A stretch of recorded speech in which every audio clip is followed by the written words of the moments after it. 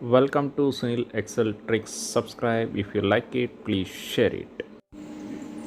Hope you guys doing good. Today I'm going to teach you how to use the VLOOKUP in Excel sheet.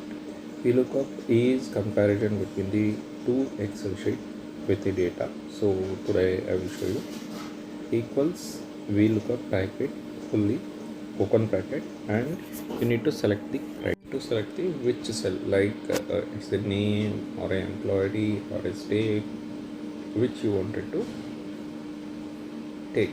So select, and comma is very important. Many people miss the comma, so put the comma.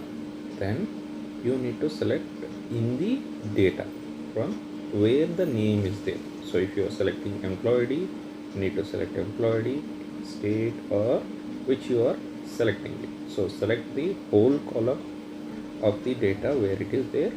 Then you want to move to where the which data you want. Now see here, you can see in the down the 4 it is showing. So as you move the columns, how many columns you are taking, that is very important for you. So now count the column 1 2 3 4. So now put comma 4 comma 0 and close the bracket. Now you will get your answer.